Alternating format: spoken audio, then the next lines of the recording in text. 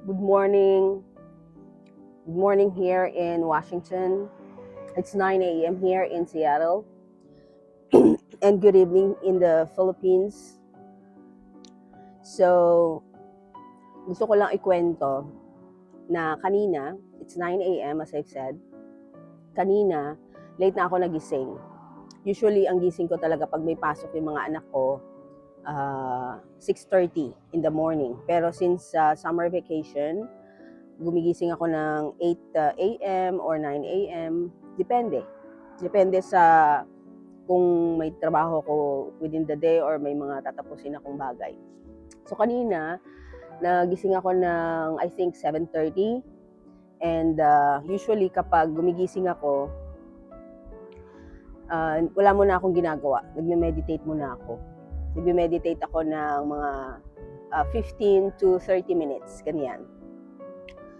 Actually guys, yung meditation maganda siya. Maganda yung benefits niya. Maraming benefits ang meditation. Kung gusto niyo i-google niyo na lang. But based on my experience, ito lang yung sasabihin ko. Sa meditation, marirealize mo dun yung ano.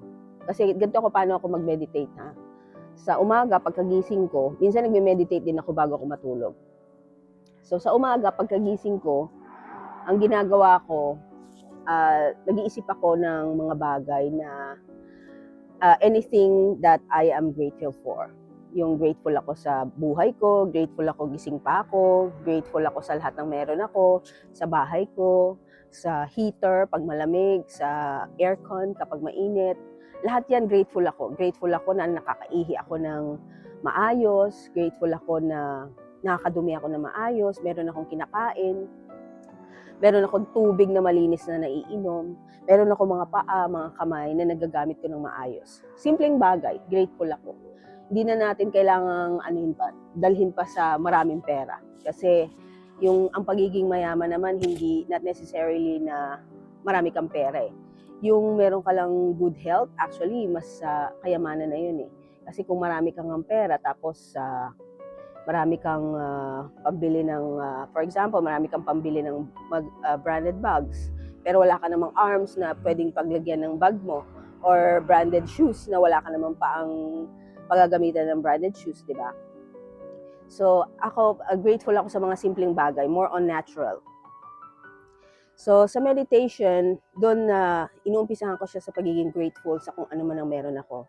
Tapos, habang nagiging grateful ako sa mga meron ako sa buhay, unti-unti nang lumalabas yung mga bagay na kino-question ko before na hindi ako makakuha ng answer.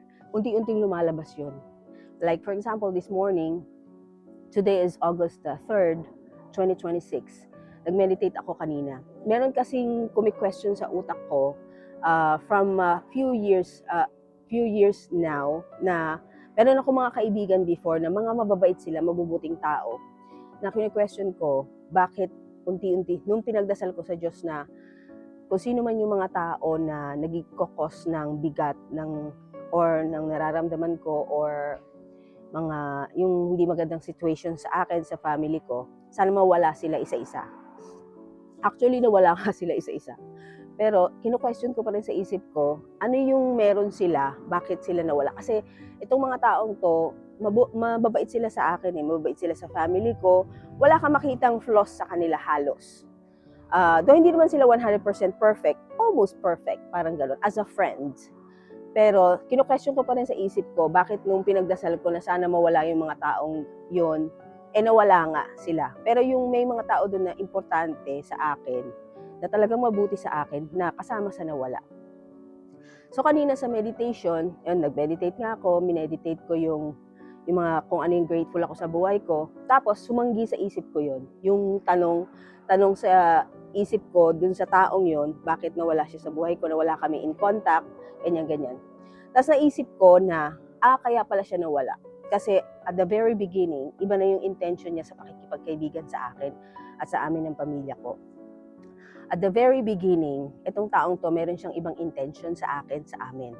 Though, pinapakitaan niya ako ng mabuti, ng maganda, ng maayos, almost perfect, walang halos flaws, deep inside me, merong bigat na hindi ko ma-explain.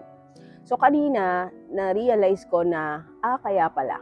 Kasi na pagtagpi-tagpi ko mula umpisa hanggang dulo, na ganun pala. So talagang nilayo pala talaga ako ng Diyos sa Kanya o sa kanila kasi iba yung frequency nila. Hindi ko masasabi na masama silang tao, hindi. Mababait sila actually, mababait sila. At saka mabubuti silang tao actually. Yun nga lang, hindi kami same frequency. Iba yung frequency nila, iba yung frequency ko, iba yung energy nila, iba yung energy ko. Hindi swak. Hindi kami swak. Kaya hindi kami match. Kaya, yun. Kasi nung nakaranas na ako ng enlightenment, nung nagpa-practice ako ng enlightenment, ng self-improvement, ng quantum physics, manifestation, nung nagpa-practice na ako nito, lagi ko pinagdadasal sa universe at or sa Diyos na ilayo mo ko sa mga taong hindi ko ka-same frequency.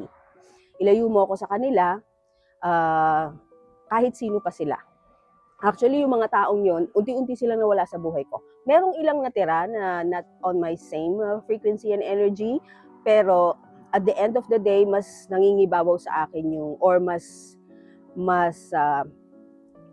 nananaig yung energy ko sa relationship or dun sa environment ko.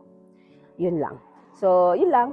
Nakwento ko lang na ang meditation or yung kahit di mo sabihing meditation, yung manahimik ka lang, pakiramdaman mo yung sarili mo, pakiramdaman mo yung puso mo, pakiramdaman mo yung paghinga mo, inhale, exhale, pakiramdaman mo yan. Manahimik ka ng 15 to 30 minutes a day, lalo na pagkagising mo. Kasi pagkagising natin, medyo wala pang junk sa utak natin. Mas maganda siya. Pakiramdaman mo yung sarili mo, mag-meditate ka, ang laking bagay. Ang laking bagay sa'yo bilang tao. Bye!